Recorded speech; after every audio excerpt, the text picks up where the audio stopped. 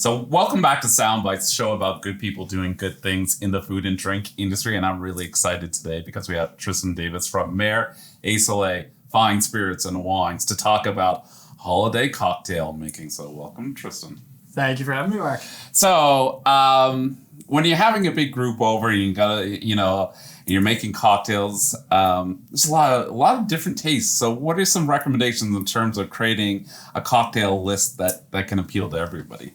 Well, it's nice to have a bit of a spread, some different spirits to choose from. You don't need to go too crazy with it. Whiskey drink, gin is a really popular one, vodka if you want to lean into that bit. But a big part of it is actually just having like a range of different palettes and kind of flavor profiles to play around with. So today we're going to do one that's kind of a take on a French 75. So with some Prosecco, some sparkling in there, a little bit of cranberry, kind of seasonal, keep it that way. One that is a cider based with bourbon. And then the last one is going to be a fun, ready to order eggnog. Awesome. Okay, so let's get started. I think we should make the one that you said is like a French 75, which is a great cocktail invented in World War I think. Yeah. Based off the name of one of the weapons that the French used, I believe. Exactly. Yeah. So there you go. That was my skill testing question for the day. So let's make your version. So show us how to do it. Absolutely. So we're going to start with some Roku Japanese gin. So choosing this gin as it has a lot of flavor botanical profiles going on. So it's just 1 ounce of this. And the ratios are super simple for all these cocktails as well. So 1 ounce of your gin. This is a cranberry syrup. So super easy to make. I actually just bought a cranberry tea, equal parts sugar, water, throw 2 tea bags in there and just bring it up to a little bit of a heat on the pot or on the stovetop. Do not boil it because it adds a lot of like bad tannic flavor to it. So just, again, 1 ounce of that. And then I assume you just let it cool down after the sugar's dissolved? Yeah. Sorry, yeah. Yeah, so you definitely cool that down a bit. And then some freshly juiced lemon. Magic TV, I did this beforehand. So 1 ounce of that as well. So it's all just equal ratios, 1-1-1 for this cocktail. Nice and easy. We're going to add a little bit of ice, give it a quick shake, and then serve it up and top it off with some Villa Sandy Prosecco. So a really fun thing about this cocktail as well, if you're having a larger group party, you can buy a punch bowl. And again, 1-1-1 ratio for all of these. You can batch it all off in a big punch bowl, add a little bit of ice, not too much because you don't want to over dilute over the party. And then you can ladle it into glasses and just top it off with Prosecco. Yeah, because I think that's a great tip because I think everybody, when they get worried about making cocktails at a party that they won't have time, but things like this is almost like you could serve yourself. You get a scoop, you put a ladle of the premix in a glass and top it up. Yeah, exactly. It's one of those, welcome to my house, make yourself at home. I'm not doing everything for you. Awesome. All right, let's see how beautiful this is because I have a feeling this is going to be pretty colorful.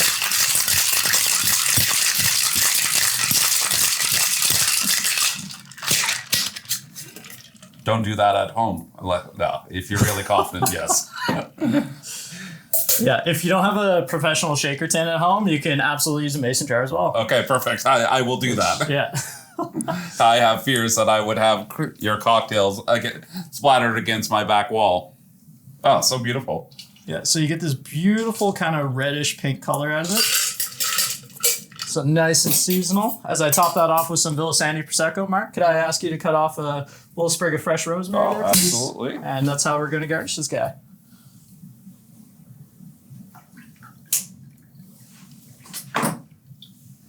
Do I get the honors? You do indeed, sir. There you go. And I'm going to take the first honors of having a drink. So,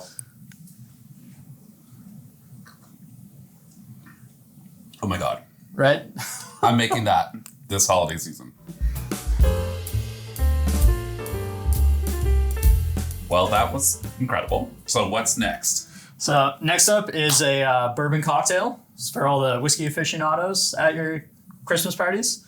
So with this one, we're going to use a apple cider, local apple cider. This is Noggins. You can buy it at any of the Noggins stores around town. Pete's, Arthur's. Amazing. Any of those specialty groceries. Absolutely phenomenal product from right here in Nova Scotia down the Annapolis Valley. Amazing. So highly recommend. So with that, we're also going to use some Maker's Mark Kentucky Straight Bourbon. So I got the little tiny baby bottle, but you can buy the full-size bottle for big parties. Yeah, it comes in a really big bottle too, doesn't it? Yeah, it does actually. Yeah, so So I got multiple size bottles. We're just going with the tiny one today because, it's the morning. It is the morning. At least in our world. In our world. Perfect. So this one is just simply built-in glass. The name on it is the Maker's Mark Mulled Maple Cider. Amazing. Let's do it. That is shorthanded to cider. Okay. I'm excited to try it. Perfect. So this one, again, super easy. 1 ounce of Maker's Mark bourbon. This one is just built-in glass, so no shaking required.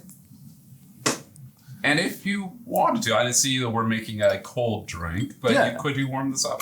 You absolutely could. So this cocktail, and so this is a mulled maple syrup. Amazing. So again, just some mulling spices from the grocery store in some maple syrup. Let that come up to a little bit of heat on the stove. And that's it. So just a 1/2 ounce of that. And if you wanted to do this one warm, it's a great one to do warm as well. You can put a bunch of it into a pot along with the cider. And so for this one, we're just using 3 ounces of cider as well. And then bring that up to a simmer on the stovetop and let it go. And just kind of like the last one, you can just ladle it out and enjoy it as you like. So it's great for if you're having people over, having a fire in the backyard, if you have a backdoor skating rink. Perfect. So 3 ounces of cider in that one. And then this one's, again, crazy easy. We're just going to top it off with a little bit of ice. Here we are. Quick little stir. And cinnamon stick to garnish. And it is a raw life I lead. I should try this.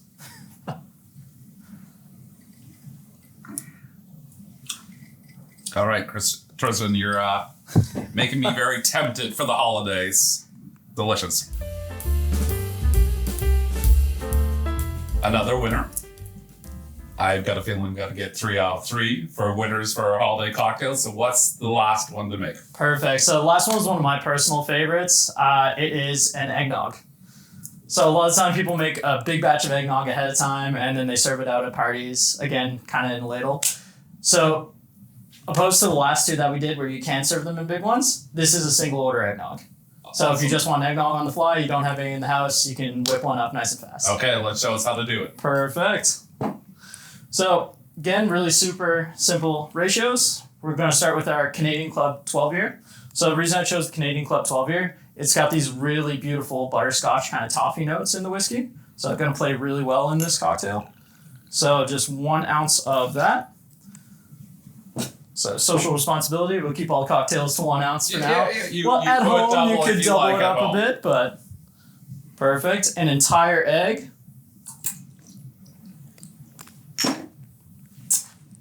And we're going to double back on our mulled maple cider. Nice. Or mulled maple syrup, sorry.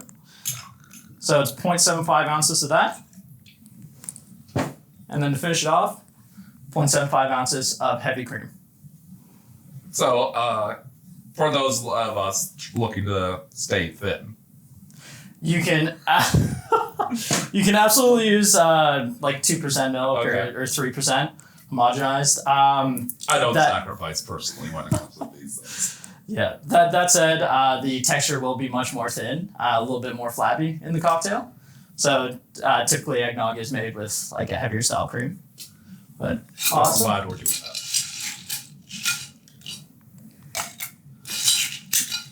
Perfect. So this one again, if you don't have a cocktail shaker at home, mason jar works perfect for. This one is a shaken cocktail. Gives the host a little chance to show off a little bit. Okay. Well, show off. So we have the entire egg in here with all the cocktail ingredients. We're just giving this a nice hard shake. And then we're just going to dump the entire contents into a glass.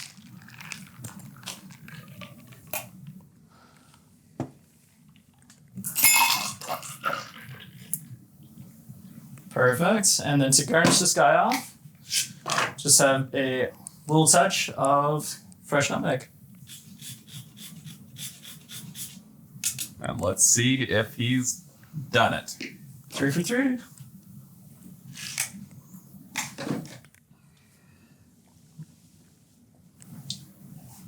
I think you might not be going back to your Baxters and rum with this version. So anyway, thanks Tristan for coming in and showing us how to make some holiday-inspired cocktails.